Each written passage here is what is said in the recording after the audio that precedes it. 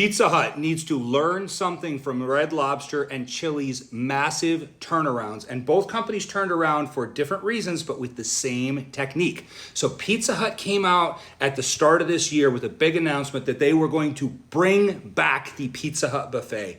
People went nuts about this. So this was so much good press for them. And then how did they roll it out? Not us. They did a couple of restaurants. They tried it. They said, well, it worked here and not work here. No. For those of you who don't know what I'm talking about with Pizza Hut Buffet, let me set the stage of the wonder that this was in the 80s and 90s, how popular this was and what this experience was as a kid and as a family. You would get done with your basketball game, your soccer game, your whatever game, your volleyball game, and you'd ask your parents, can we go for ice cream? Or like, can we get pizza? And depending on what they're feeling, whatever time of day it was, you might get really lucky. Like if it was already after lunch or dinner or something, you might get taken to Dairy Queen. That was a great experience too. That's another video. Or if you were really lucky, if the game was early and it was like 11, 12, or 1 o'clock, your parents might take you to Pizza Hut. And what was it like to go to Pizza Hut in the 80s and 90s? You would walk in, the whole place was red and black, everywhere, red and black.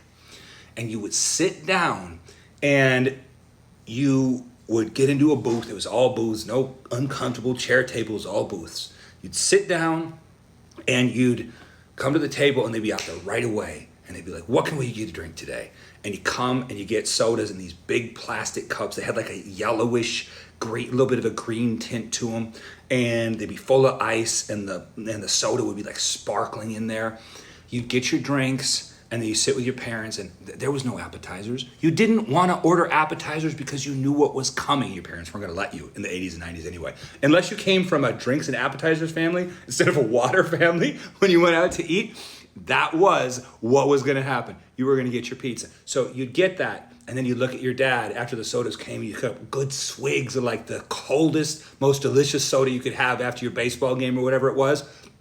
And then your parents would go, okay, all right, you guys go play. And what did go play mean? It meant that there was arcade machines along one wall. And you go over there and you'd be like, Dad, can I have some quarters? Your dad would reach in there, be jingling around in his business pants that for some reason he wore in the 80s and 90s to your basketball game because when you wear jeans back then, he'd get some quarters out of his, and he'd hand them to you, and you go over and you play some Street Fighter, some Pac-Man, you were doing some Mortal Kombat, you were having the time of your life. And while you were doing that, your parents would order you the pizzas, and the pizzas would come and they would